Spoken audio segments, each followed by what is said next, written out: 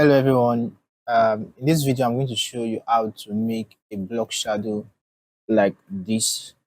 So I know you might have been familiar with drop shadow, which I'm going to do now before we try out the block shadow. So I'm going to create a new artboard. I'll just create that beside this one here. And the font I'm using here is open source one. So just type that here, that's 02. Okay. I'll type the font open source one. I'm using the bold or the extra. Yes, it's black. Then you can increase the size. You can even go further. Uh, yes. Okay. I'm just going to copy this color here. Right.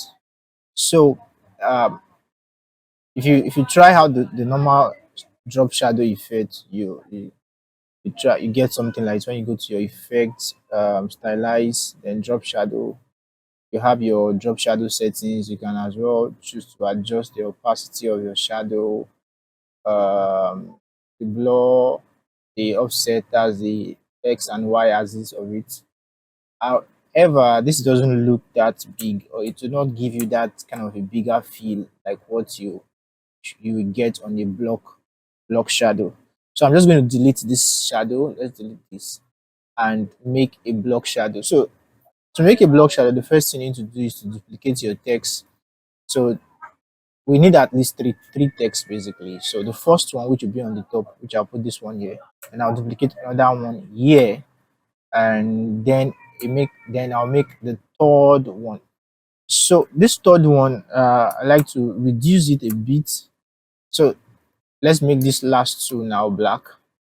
The reason why I had to reduce that is like you're having a direction, so it's coming from the bigger one here to the smaller one here. You can choose to move a bit up like this. So then we highlight these two ones here. To make a block shadow, what we are using is the blend tool here. So when you click on the blend tool, there's a setting that you need to make for you to achieve your block shadow. So you hold down your alt, and when you hold down your alt and click, you get an option like that, your blend option. So I already have this set. We have smooth color, specified steps, which is what we're going to be using to achieve a block shadow. We have distance, specified distance, but we are using this specified steps. So you can put this at 200, then click on OK.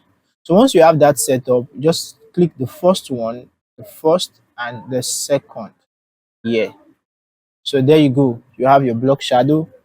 Now, to you could now move your text closer. You could see that there is an issue here. The text is behind the block shadow. Just bring it up, bring it forward.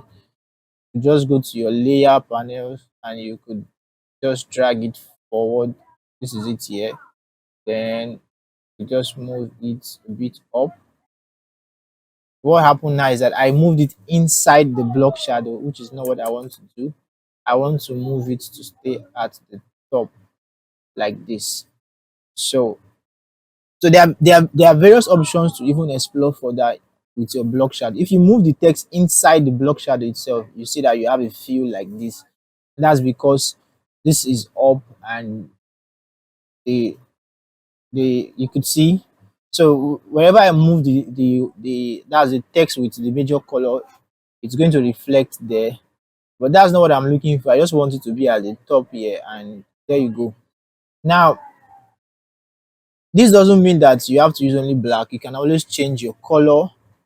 You can always change the color of your block shadow.